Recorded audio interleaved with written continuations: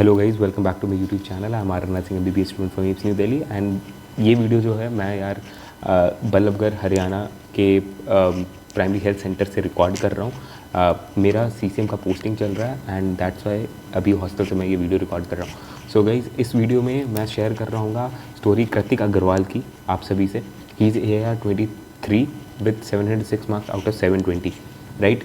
Guys, Kritik की story इसलिए special है क्योंकि ये उन स्टूडेंट्स को इंस्पायर करेगा जो अभी इस पॉइंट ऑफ टाइम पे सोच रहे हैं कि 11th उनका काफ़ी पुअर है, 11th का काफ़ी बड़ा बैकलॉग है और ये 11th के वजह से उनका जो एंड में टेस्ट आएंगे या फिर जब नीट का पेपर आएगा तो वो अच्छा नहीं परफॉर्म कर पाएंगे। गाइस, कृतिक की शॉर्ट में स्टोरी बताऊं यार, तो उसका 11th वीक था, वो गोल ओरिएंटेड नहीं था उस पॉइंट ऑफ टाइम पे, प्रॉपर अमाउंट ऑफ टाइम नहीं डिवोट कर रहा था नीट के प्रिपरेशन को, ठीक है। पर 12th में जाके वो संभल गया, अच्छे से उसने टाइम डिवोट किया एंड फाइनली एम्स दिल्ली उसने क्रैक किया, राइट। तो नीट ओरिएंटेड ना होना एंड टाइम प्रॉपर ना डिवोट करना 11th में, इस चीज़ से काफ़ी लोग आप रिलेट कर पा रहे होगे, right.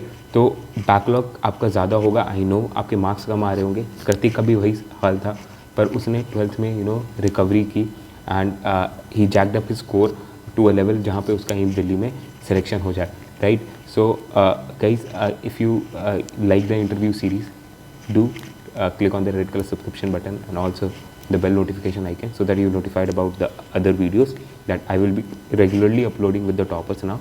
Also guys, you can join my telegram channel for free of cost, question practice, right। मैं question के PDF along with the solutions वहाँ पे add कर रहा हूँ आपको।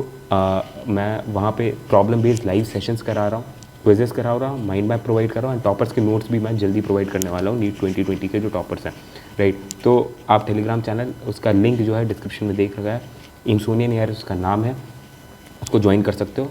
सबसे बड़ा टेलीग्राम चैनल जो है 1,60,000 प्लस स्टूडेंट्स का, वही ज्वाइन कीजिएगा, बाकी फेक चैनल्स मत ज्वाइन कीजिएगा, वहाँ पे फेक रूमर्स एंड न्यूज़ फैली रहती है, right. So all the best guys. अब वीडियो प्ले हो रही होगी, काफ़ी रिलेट कर पाओगे एंड आपको काफ़ी अच्छा लगेगा, कॉन्फिडेंस आएगा कि हाँ, अगर वो कर सकता है तो आप भी कर सकते हो, क्योंकि आप उस फेज़ में हो जिस फेज़ में कृतिक है, right. All the best. Hello guys, my name is Kritik Agarwal and I have secured All India rank 23 in NEET 2020, for which I have been allotted AIIMS Delhi. I got 706 marks in NEET 2020. Along with this, I secured 96% in boards and in JEE mains I got around 4500 rank. Along with this, I am KVPY scholar. So through this video, I would like to tell you what my personal life was in these 2 years. And what were the secrets which led me to crack NEET 2020. So beginning with my 11th career, basically 11th में मैं इतना अच्छा student नहीं था NEET oriented, क्योंकि मैं extra पढ़ाई करता था, तो जो भी क्लास में पढ़ाया जाता था वो इतना मैंने रिवाइज़ नहीं किया, मतलब इतना फोकस नहीं किया उस बात पे जो नीट ओरिएंटेड पढ़ाई होती है। तो बेसिकली आप बोल सकते हो 11th में मैं इतना गोल ओरिएंटेड नहीं था अपनी पढ़ाई को लेते हुए, एक्स्ट्रा पढ़ाई करता था। सो 11th में मतलब नंबर्स भी अच्छे नहीं आते थे और बैकलॉग भी बहुत ज़्यादा रह गया था, बैचमेट से कंपटीशन भी मेंटेन नहीं हो पाया, तो एक अंदर से जेलेसी आती थी कि भाई वो सब कर रहे हैं, वो भी एक ही क्लास में बैठे वही पढ़ रहे हैं, तो मैं क्यों नहीं कर पा रहा। तो मेरे केस में इसका बेसिकली एक ही रीज़न हुआ था कि मैं उतना टाइम नहीं दे रहा था नीट को जितना नीट मांगता है अपनी तैयारी में।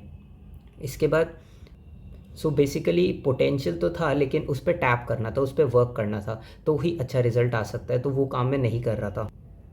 पूरी 11th तो मेरी कुछ ऐसी निकल गई थी। हाँ, लेकिन 12th में या 11th के एंडिंग में और 12th के स्टार्टिंग में एकदम मतलब गोल ओरिएंटेड पढ़ाई मैंने स्टार्ट की, नीट ओरिएंटेड पढ़ाई स्टार्ट की। जिसके बाद मतलब ओरिएंटेड पढ़ाई में क्या है कि मतलब जो भी मैं 11th में करता था वो मैंने कट ऑफ किया, हॉबीज़ को कट ऑफ किया, एक्स्ट्रा पढ़ाई को कट ऑफ किया और नीट ओरिएंटेड पढ़ाई स्टार्ट की। मैं यहाँ पे आपको ये भी बताना चाहूँगा कि फ़िज़िक्स केमिस्ट्री बायोलॉजी में क्या क्या अपने को रेफ़र करना चाहिए पढ़ाई करने के लिए। सबसे पहले फ़िज़िक्स से देखें तो फ़िज़िक्स में बेसिकली जो आपको पढ़ाया जा रहा है क्लास में, एक तो वो सबसे ज़्यादा इंपॉर्टेंट होता ही है, चाहे आप कोचिंग कर रहे हो, चाहे आप प्राइवेट ट्यूटर से पढ़ रहे हो, चाहे आप ऑनलाइन क्लासेस कर रहे हो। और जो भी आपको मटेरियल प्रोवाइडेड है उसको आपको एकदम थरली फॉलो करना चाहिए, जो भी टीचर्स बोल रहे हैं वो फॉलो करना चाहिए। बेसिकली एक वेल स्ट्रक्चर्ड मॉड्यूल आपके पास अवेलेबल होना चाहिए और एक अच्छा क्वेश्चन बैंक अवेलेबल होना चाहिए। और फिज़िक्स में multiple revision of the formula, important concept importance रखता है बहुत। सो फॉर केमिस्ट्री में मेरे केस में तो क्या था कि केमिस्ट्री मेरी पहले से ही बहुत स्ट्रॉन्ग थी, 11 से ही बहुत स्ट्रॉन्ग थी, तो इतना मुझे उस पर वर्क करने की ज़रूरत नहीं पड़ी, तो आराम से केमिस्ट्री तो चलती चली गई। हाँ, लेकिन जहाँ पर मार्क्स कम होते थे केमिस्ट्री में, उसका रीज़न एक ही था, सिली मिस्टेक्स होना।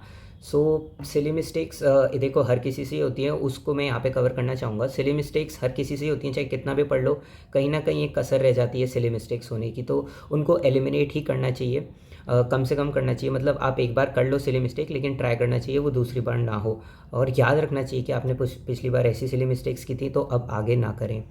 बेसिकली क्वेश्चंस को ज़्यादा प्रैक्टिस करने से आपकी सिली मिस्टेक्स कम हो सकती हैं, टाइम बेस्ड स्टडी करने से, टाइम बेस्ड क्वेश्चन प्रैक्टिस करने से आपकी स्टडी कम हो सकती है, और एग्ज़ाम एनवायरनमेंट को अपने घर पे इम्प्लीमेंट करके भी आपकी सिली मिस्टेक्स कम हो सकती हैं।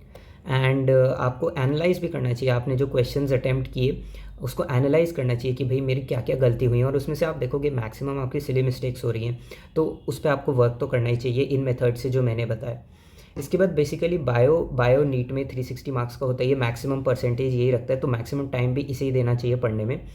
मेरा बायो 11th में मैंने बायो नहीं पढ़ी थी, इतनी क्लास नोट्स को बार बार रिवाइज़ नहीं किया था, जो याद करने वाली चीज़ें वो याद नहीं की थी, तो बायो मेरा 11th में थोड़ा वीक रह गया था। हाँ, लेकिन 12th में मैंने सब कुछ कवर अप किया। बेसिकली बायो में इतना ही मैं बोलूँगा कि आप जितना भी टाइम देते हो बायो को, वो कम रहता है, तो आपको मैक्सिमम टाइम अपना बायो की स्टडी को देना चाहिए। एक तो वो नीट में मैक्सिमम स्कोर भी करवा सकता है आपका, और एक बहुत आसान सब्जेक्ट भी। अगर आपके कंसेप्ट क्लियर हैं, आपने एनसीईआरटी को बार बार अच्छे से पढ़ रखा है, डायग्राम्स, लेबलिंग, उनके नीचे जो लिखा हुआ डिस्क्रिप्शन है, समरी, एनसीईआरटी के पीछे के क्वेश्चंस, ये सब अगर आपने अच्छे से कर रखे हैं, बार बार कर रखे हैं, तो आपको बायो में आगे कभी भी प्रॉब्लम नहीं आएगी। सो मैं पार्टिंग स्टेटमेंट अपना यहाँ पे यही बोलना चाहूँगा कि अपनी इन 2 इयर्स की जर्नी को एकदम अच्छे से एन्जॉय करते हुए और कॉन्फिडेंस रखते हुए पढ़ाई करनी चाहिए, क्योंकि देखो कोई बर्डन लेते हुए तो पढ़ाई करनी नहीं है, और अगर आप अच्छे मेहनत करते हो, ट्रू मेहनत करते हो, ऑनेस्ट मेहनत करते हो, तो आपका सक्सेस होना बिल्कुल निश्चित हो जाता है। और इफ़ एफर्ट अपना कंटिन्यूस लगाते रहें, ऐसा नहीं भाई एक दिन बैठ गए, 2 दिन बैठ गए, कुछ भी नहीं कर रहे, मोबाइल पे लगे हैं, ऐसा बिल्कुल नहीं करना। कंटिन्यूस पढ़ाई करनी होती है, और अपना एफर्ट मैक्सिमम लगाना होता है इस जर्नी में, 2 साल की जर्नी में, क्योंकि सिर्फ 2 साल हैं, उससे ज़्यादा आपको नहीं करना नीट की पढ़ाई बेसिकली। और अगर मैं थोड़ा प्रमोटरी बातें बोलना चाहूँ, तो जो नीट का पेपर होता है वो हर किसी के लिए एकदम नया पेपर होता है, और वो 3 घंटे ही आपकी लाइफ में मैटर करते हैं, जिसमें आप अपना बेस्ट परफॉर्म कर पाओ, एक अच्छे मार्क्स से एक टॉप कॉलेज में सिलेक्शन पा पाओ। उससे पहले वाले पेपर्स का कोई भी महत्व नहीं रह जाता। उस 3 घंटे में जो बच्चा कर ले जाता है, उससे पहले उसने क्या क्या रैंक्स हासिल किए अपनी कोचिंग में, कहीं भी, उससे कोई फ़र्क नहीं पड़ता। वो 3 घंटे में वो कितने मार्क्स लाया, उससे उसको कॉलेज मिलेगा। सो बेसिकली आपको यहाँ पर कॉन्फिडेंस रखते हुए पढ़ाई करनी चाहिए, जो आप पढ़ रहे हो वो सही पढ़ रहे हो। और थैंक यू।